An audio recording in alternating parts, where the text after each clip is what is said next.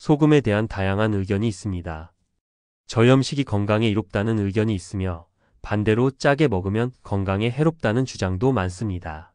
소금을 과다 섭취하는 고염식이 건강을 해친다는 연구 결과도 있습니다. 그러나 이와 반대로 소금을 충분히 섭취해야 건강에 도움이 된다는 주장과 체험 사례 또한 적지 않습니다. 오늘은 소금과 관련하여 출판된 도서 중 스테디셀러로 많은 사랑을 받고 있는 100년 면역력을 키우는 짠맛의 힘저자 김은숙, 정진기 출판사 앵글북스를 소개해 드리겠습니다. 제 생각을 약간 더해서 요약 정리한 후 책의 일부를 2번 낭독해 드리겠습니다. 본 내용은 책의 일부이므로 진지하게 건강에 대해서 더 많은 정보를 접하고 싶은 분들께서는 직접 책을 구해서 읽어보시기 바랍니다. 책에는 좋은 정보가 훨씬 더 많이 들어있어서 직접 읽어보시면 구독자, 시청자 여러분의 건강관리에 큰 도움이 될 것입니다. 영상과 달리 책은 휘발되지 않고 종이책 위의 활자가 머리와 가슴에 선명하게 각인되어 독서하시기를 권장드립니다. 제 경험에서 말씀드립니다. 소금과 건강. 소금은 오랜 세월 동안 우리 건강과 밀접한 관계를 맺어 온 필수 미네랄입니다. 과거에는 소금이 귀한 자원으로 여겨져 금과 같은 가치를 지니기도 하였으며 보존과 살균의 역할을 수행해 왔습니다. 그러나 현대에 들어서면서 소금 섭취가 건강에 해롭다는 인식이 강해지며 많은 분들이 소금 섭취를 줄이려 노력하고 계십니다. 하지만 최근 연구에서는 적절한 소금 섭취가 오히려 면역력 강화와 염증 완화에 도움이 될 수 있다는 결과를 제시하고 있습니다. 그렇다면 소금은 정말 질병의 원인일까요? 아니면 건강을 위한 필수 요소일까요? 소금으로 염증을 다스리다? 우리 몸에서는 다양한 염증이 발생합니다. 비염, 중이염, 편도선염, 구내염, 기관지염, 질염, 관절염, 간염, 위염, 대장염, 아토피 피부염 등 여러 염증 질환이 있으며 많은 분들이 이로 인해 고통받고 계십니다. 대부분의 염증은 면역체계의 방어 작용으로 나타나는 자연스러운 과정이지만 만성적으로 지속되면 여러 질병을 유발할 수 있습니다.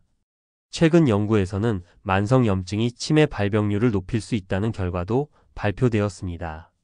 염증은 단순한 증상이 아니라 심각한 질병의 신호일 수 있으며 이를 관리하는 것이 건강 유지의 핵심이 될 수 있습니다. 소금의 살균 및 소염 작용. 소금은 오래전부터 살균과 소염을 위한 용도로 사용되어 왔습니다. 한의학 문헌에서도 소금이 종기와 부스럼을 다스리고 독소를 제거하며 상처 회복을 돕는다고 기록되어 있습니다. 동의보감에서는 소금을 끓여 상처 부위를 씻으면 종기 치료에 도움이 된다고 하였으며 본초 강목에서는 소금이 피부를 보호하고 세균을 억제하는 역할을 한다고 설명하고 있습니다. 현대의학에서도 소금이 염증을 제어하는 효과가 있다는 연구 결과가 발표되었습니다. 미국과 독일의 공동 연구진에 따르면 소금이 인체 내 세균 감염을 방어하는 역할을 하며 감염 부위에 소금이 집중적으로 축적된다는 사실이 밝혀졌습니다. 이는 우리 몸이 스스로를 보호하기 위해 소금을 활용한다는 점을 시사합니다. 전염병 예방과 전통적 활용. 소금은 전염병 예방에도 활용되어 왔습니다. 과거에는 전염병이 돌 때 소금을 이용하여 감염을 막고자 하였으며 상갓집을 다녀오거나 역병이 도는 지역을 지나갈 때 소금물로 손과 발을 씻고 몸을 닦거나 소금물을 마시는 등의 풍습이 있었습니다. 이는 소금의 강한 살균 효과를 활용한 조상들의 지혜로운 방법이었습니다. 또한 벌에 쏘이거나 진해에 물렸을 때 소금물을 발라 염증을 가라앉히는 방법도 오래전부터 사용되었습니다. 심지어 식물에도 소금을 뿌려 해충의 번식을 막는 등 소금은 다양한 분야에서 그 효능이 입증된 자연 치료제라 할 수 있습니다. 염증 예방을 위한 소금 섭취. 우리 몸이 염증을 예방하려면 적절한 소금과 수분 공급이 필수적입니다. 체내 염도가 낮아지면 세균과 바이러스의 활동이 활발해지고 면역 기능이 저하될 수 있습니다. 혈중 염도가 부족하면 상처 회복이 더디고 작은 감염에도 쉽게 노출될 수 있습니다. 따라서 적절한 소금 섭취가 면역력 강화에 중요한 역할을 합니다. 특히 체내 수분이 부족할 경우 염증이 악화될 가능성이 있기 때문에 물과 함께 소금을 섭취하는 것이 중요합니다. 음식만으로 충분한 염분을 보충하기 어려운 경우 추가적으로 소금물을 섭취하는 방법도 도움이 될 수 있습니다. 소금 섭취 방법과 주의점. 염증이 심한 경우 일반적인 음식에서 얻는 소금만으로는 부족할 수 있습니다. 이럴 때는 따로 소금을 섭취하거나 소금물을 마시는 것이 도움이 될 수 있습니다. 특히 몸이 차가운 분들은 따뜻한 국물이나 소금차 형태로 섭취하면 혈액순환이 원활해지고 노폐물 배출이 쉬워질 수 있습니다. 하지만 과도한 소금 섭취는 혈압 상승 등의 부작용을 초래할 수 있으므로 개인의 체질과 건강 상태에 맞게 조절하는 것이 필요합니다. 또한 정제된 소금보다는 천연 미네랄이 풍부한 천일염이나 죽염을 선택하는 것이 더 건강에 유익할 수 있습니다. 무엇보다 자신의 몸 상태를 잘 파악하고 적절한 균형을 유지하는 것이 가장 중요합니다. 소금은 우리의 건강을 지키는 중요한 요소이지만 올바르게 섭취하는 것이 필수적입니다. 적절한 소금 섭취가 면역력을 높이고 염증을 완화하는 데 도움이 될 수 있다는 점을 기억하시고 균형 잡힌 식습관을 유지하는 것이 바람직합니다. 이제 책의 일부를 낭독해 드리겠습니다. 소금으로 염증을 다스린다. 상담하다 보면 자신을 걸어 다니는 종합병원이라고 말하는 사람이 많다. 멀쩡한 곳이 없고 여기저기 아플 때마다 부위별로 다른 과를 찾아 검진과 진료를 받아야 한다. 그런데 그 내용을 가만히 들여다보면 결국은 온갖 염증으로 고생하고 있다. 비염 중이염에서부터 편도선염, 구내염, 기관지염, 질염, 관절염, 간염, 위염, 대장염, 아토피, 피부염까지 온갖 염증을 달고 산다. 병명과 정도의 차이가 있을 뿐 온갖 염증이 부위를 달리한 채 돌고 돈다. 부위별로 가야 할 병원이 다르다 보니 안과 피부과, 정형외과, 내과, 산부인과 등 여러 병원을 전전한다. 그러나 이 모든 병은 염증이 잡히지 않아서 생긴다. 비염에 피부염도 있고 구내염도 자주 걸리고 심할 때는 중이염까지 앓게 된다. 아이들이 감기에 걸리면 인후염이나 편도선염으로 시작해 모세의 기관지염이 되고 그것이 심해지면 폐렴으로 가기도 한다. 정확한 원인은 아직 알려져 있지 않지만 면역력 결핍으로 불리는 크론병이나 페체트병, 신종질병도 결국 염증을 제어하지 못해 생기는 것이다. 최근에는 만성 염증을 앓고 있는 사람들이 치매 발병률이 높다는 연구 결과가 나오고 있어. 염증은 그야말로 만병의 근원이 되고 있다. 소금은 살균, 소염, 부패 방지 역할을 한다. 염증의 염은 불화자가 두 개다. 외부의 균이 침입하면 우리 몸은 그쪽으로 긴급하게 혈액을 보낸다. 혈장과 백혈구가 치료를 하기 위해 상처난 지역으로 이동하면서 세포가 뜨거워지고 부어오르며 통증 신호를 보낸다. 영어로 염증은 인플루메이션으로 불을 의미하는 플라마 즉 불꽃 속에 있는 상태다. 이 불을 끄려면 당연히 물이 필요하다. 화기가 성하면 수기로 수국화해야 한다. 물로 불을 다스리듯 계속해서 깨끗한 혈액이 공급되어야 염증이 사라진다. 염증이 있을 때는 그 어느 때보다 수기가 절실히 필요하다. 몸의 수 기운이 충분하다면 불이 나도 금방 진화되지만 수기가 모자라면 불길은 걷잡을 수 없이 커진다. 평소 수기가 약한 사람이라면 염증에 시달릴 가능성이 그만큼 높다. 저수지나 물탱크에 물이 풍부해야 진화 작업이 수월한 것처럼 우리 몸에도 물과 소금이 풍부해야 염증이 잡힌다.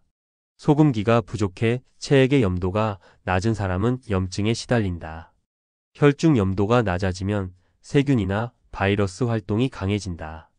백혈구의 활동성이 약해지고 면역 기능도 떨어진다. 모기한테 물려도 상처가 덧나고 크게 다치지 않았음에도 상처가 쉽게 아물지 않는다. 비염, 중이염, 결막염, 피부염, 위염, 인이염 등 몸 여기저기서 염증이 생긴다.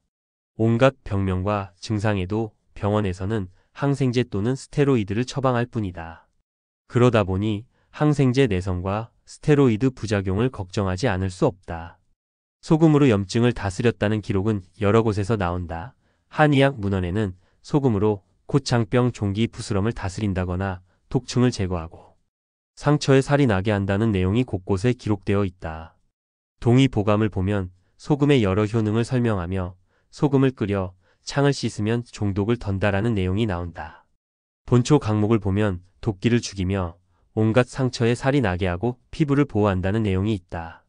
민간에서도 상처난 곳에 소금물을 발라주거나 다치면 된장을 발라주는 등 소금을 일상생활에서 활용해 왔다. 최근 소금이 염증을 제어한다는 사실을 밝힌 흥미로운 연구 결과가 나왔다. 미국과 독일 공동 연구진이 셀 메타볼리즘에 기고한 논문을 보면 소금이 인체에 침입한 세균을 물리치는 면역력을 기르는데 기여한다는 내용이 나온다. 소금 섭취가 인체에 미치는 영향을 실험하던 도중 상처가 난 피부에 고농도의 소금이 축적된다는 것을 발견했다. 소금을 많이 먹인 쥐들이 세균 감염에서도 빨리 회복되었고, 소금을 적게 먹인 쥐들은 상처 부위에 고농도의 소금이 축적된다는 것이다. 연구진들은 인체는 감염된 피부로 소금을 보내 침입자를 물리치게 한다는 가설을 세우고, 인간의 경우에도 감염 부위에 소금이 축적되는데, 체는 자신을 방어하기 위해 면역세포에게 소금을 공급한다라고 결론을 내렸다. 소금에서 살아남는 균은 없다. 소금물에서 살아남을 수 있는 세균은 없다. 바닷가에서 놀 때는 조개 껍질이나 바위에 상처가 나도 덧나지 않고, 잘 아물었던 것도, 옛날 할머니들이 상처난 아이에게 된장을 발라주었던 것도 모두 소금기 때문이다. 동서양을 막론하고 전염병 역병이 돌면 소금으로 막았다.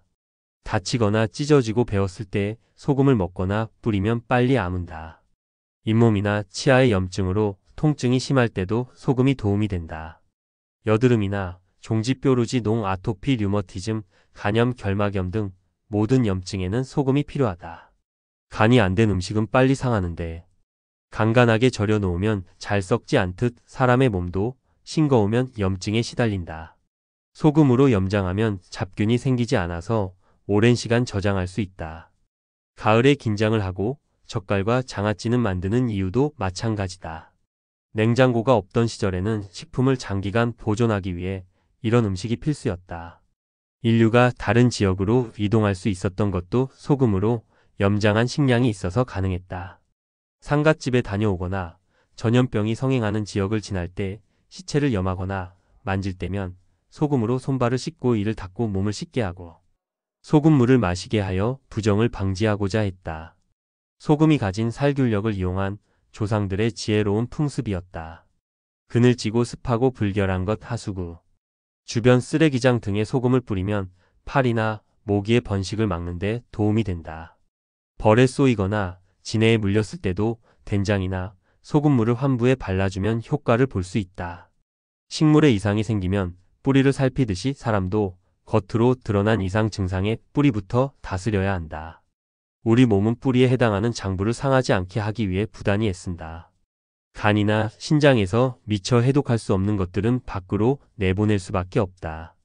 그런 찌꺼기가 피부 염증 형태로 드러나고 잇몸이나 눈, 혀, 코 등의 감각기관으로 나오기도 한다. 그처럼 짜서 밖으로 배출할 힘이 없을 때는 내부 어딘가에 노폐물을 쌓아둔다. 그러면 위염, 대장염처럼 몸속에 염증이 생기기도 하고 굳어서 덩어리나 종양이 되기도 한다. 눈과 코, 입, 치아, 피부처럼 밖으로 드러난 부분의 염증부터 뼈와 힘줄, 장기까지 염증을 달고 사는 몸이 될 수밖에 없다. 모닥불이면 양동이 하나로도 쉽게 끌 수 있겠지만 집에 불이 나고 상과 들에 불이 났다면 소방차가 몇 대씩이고 헬기가 동원되어도 몇 시간 며칠이 걸릴지 모른다. 염증의 심각성에 따라 필요한 소금과 물의 양은 당연히 다를 수밖에 없다. 염증이 있을 때는 생각보다 많은 양의 소금이 들어간다. 염증이 심하거나 만성 염증에 시달리는 경우 음식으로 필요한 염분을 채우는데 한계가 있다. 이때는 식사 외에 따로 소금이나 소금물을 먹어주는 것이 좋다. 평소 식사 외에 소금을 먹던 사람이라면 양을 더 늘릴 필요가 있다. 염증은 겉으로 보면 열감이 있어서 몸을 시원하게 해주어야 할 것 같지만 실제 몸속은 체온이 떨어져 있는 경우가 많다. 찬 것을 피하고 따뜻한 국물이나 소금차 형태로 마시고 몸을 따뜻하게 해주면 혈액순환이 좋아지고 땀과 소변으로 노폐물을 배출하는 능력이 좋아진다. 모든 염증에는 기본적으로 소금이 필요하지만 어디에 염증이 있는지에 따라 장기나 부위에 따라 추가해준다. 사례 고관절 괴사와 어깨 염증 역류성 식도염. 문화예술 관련 일을 하는 50대 초반의 J씨는 고관절 괴사 진단을 받은 뒤 인공관절, 치환술 밖에 치료 방법이 없다는 소리를 듣고 크게 실망했다. 주기적으로 병원에 다녔지만 갈 때마다 어떤 치료나 시술을 하는 것이 아니라 검사만 하기에 이유를 물었더니 진행 정도를 보고 수술 시점을 결정하기 위한 것이라고 했다. 더 진행되기를 기다리는 것 말고는 답이 없다는 의사의 말에 답답해 하다가 다른 길을 찾게 되었다. 제이 씨는 중학교 때부터 편두통으로 고생했고 만성 소화불량과 불면증 등에 시달리고 있었다.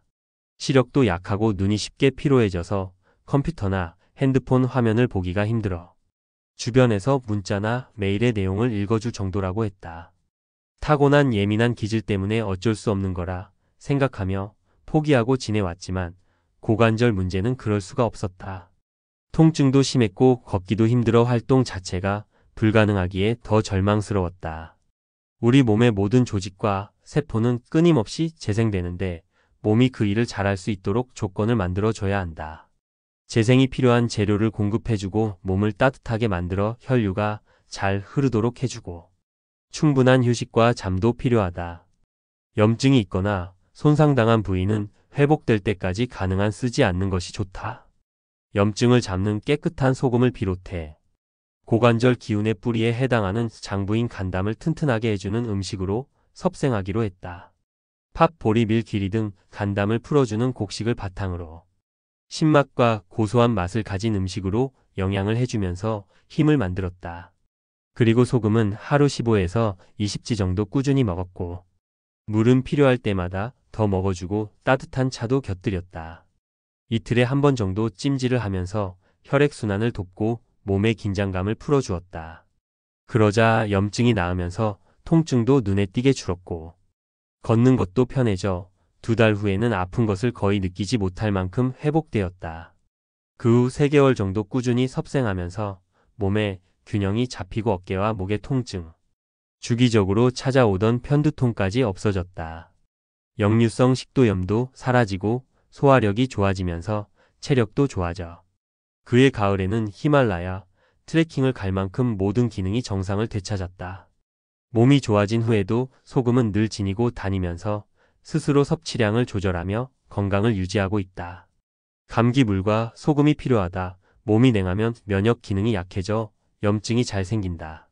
몸에 염분이 부족하면 감기에 걸렸을 때 잘 낫지 않고 오래간다. 감기 기운이 있다 싶으면 몸을 따뜻하게 하고 깨끗한 소금을 챙겨 먹는 것이 좋다. 염증으로 열이 나거나 통증이 있을 때는 평소보다 물과 소금 양을 늘릴 필요가 있다. 이때는 평소에 몇 배를 먹어도 소금이 잘 먹힌다. 감기 예방 차원에서 소금 양치를 하고 비염의 경우 소금물로 코 청소를 하는 등 바르거나 뿌리는 방법도 도움이 되지만 소금을 먹어 몸속에서부터 면역력을 기르는 것이 더 근본적인 해결 방법이다. 자주 염증에 시달리는 사람은 질 좋은 소금을 구해 평소에도 꾸준히 먹는 것이 좋다. 된장국이나 미역국, 콩나물국 등에 소금이나 조선 간장을 타서 뜨겁게 먹고 땀을 내줘도 좋다. 물과 소금을 충분히 보충해주고 몸을 따뜻하게 해주면 염증이 더는 진행되지 않아서 회복이 빠르다. 그렇지 못할 경우 콧물, 코막힘, 가래 같은 증상이 심해져 기관지염, 중이염, 폐렴 등으로 진행될 수 있다. 몸을 따뜻하게 해서 땀을 내고 수분을 보충할 때도 맹물보다 간간한 소금물을 마시면 탈수를 예방할 수 있다. 류머티즘은 관절 염증이다. 관절염이 생기면 염증으로 인해 몸이 붓고 열이 나고 심한 통증에 시달리기도 한다. 염증이 진행되면 온몸에 문제가 생긴다. 처음에는 손가락에서 시작했다 하더라도 그 혈액이 온몸을 돌아다니다 보니 나중에는 무릎, 어깨 등 안 아픈 곳이 없을 정도로 통증에 시달린다. 류머티즘은 남성보다 여성이 많은데 냉기로 인해 저체온과 밀접한 관련이 있다.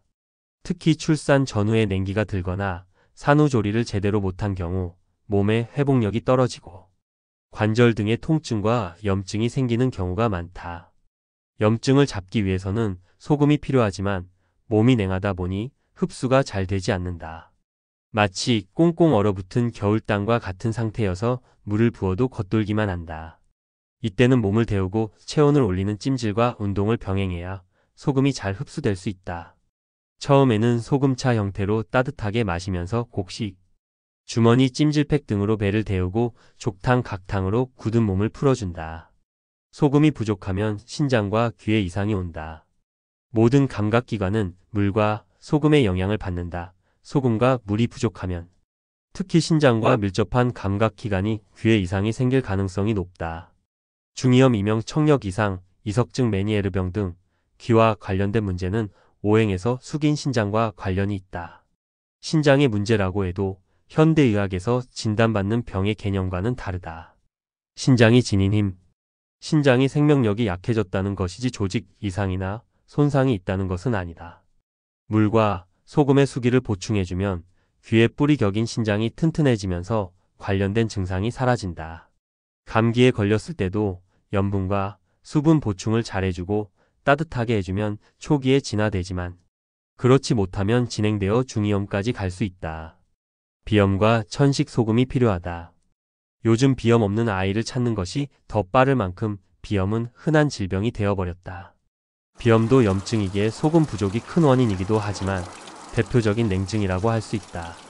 찬물을 즐겨 마시면서 몸을 별로 쓰지 않는 생활 습관은 체온을 떨어뜨리고 아래는 차갑고 위쪽은 뜨거운 상태로 만든다. 비염 치료를 하기 전에 먼저 생각해 봐야 할 것이 있다. 왜 내 몸이 콧구멍을 막고 있을까?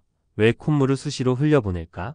비염의 종류에 따라 대처법이 좀 다르지만 공통적으로 해당되는 사항은 바로 속이 차고 건조하다는 것이다. 다른 사람들에게는 괜찮을지 몰라도 이 바람이 공기가 자신에게는 버거울 수 있다. 그래서 조금이라도 막아보기 위해 분비물을 만들어 계속 점막을 촉촉하게 하려고 한다. 그렇게 해서라도 뿌리인 폐와 다른 내장 기관을 보호하려는 자연스러운 방어 작용인 것이다. 체온을 올려주고 염분과 수분을 공급해주면서 해당 기관을 튼튼하게 하는 섭생을 계속하면 속이 따뜻해지고 촉촉해지면서 비염 증상도 사라진다. 비염은 종류에 따라 소금 섭생도 다르다. 첫째, 흐르지 않고 뒤로 넘어가는 비염인 경우 콧물이 흘러나오지 않고 달라붙어 있다. 뻑뻑한 코가 뒤로 넘어가서 특히 잘 때 괴롭다. 심하면 염증이 쌓이고 밖으로 배출되지 않아 축농증이 되기도 한다. 이런 경우 염분과 수분으로 염증을 잡고 농도를 희석시켜 줘야 한다. 뻑뻑한 코를 부드럽게 만들어 밖으로 배출하려면 소금과 함께 못 끼인 신맛 나는 것들을 보충해줘야 하는데 소금차에다 레몬즙이나 레몬차, 오미자차를 섞어 마시면 좋다. 둘째, 콧물이 줄줄 흐르는 비염인 경우 콧물이 끊임없이 흐르고 재채기를 자주 한다. 이때는 소금과 함께 폐, 대장 기운을 튼튼히 하는 금기의 매운맛으로 영양해준다. 소금차는 기본이고 여기에 맵고 화한 생강차를 함께 마시면 효과를 볼 수 있다. 셋째, 알레르기성인 비염인 경우 환절기에 자고 일어났을 때 심하고 신경 쓰이는 일이 있으면 더 심해진다. 체온이 떨어져 있고 체온 조절이 잘 되지 않아서 생기는데 상화기에 해당하는 떫은 맛을 보충해주면 좋다.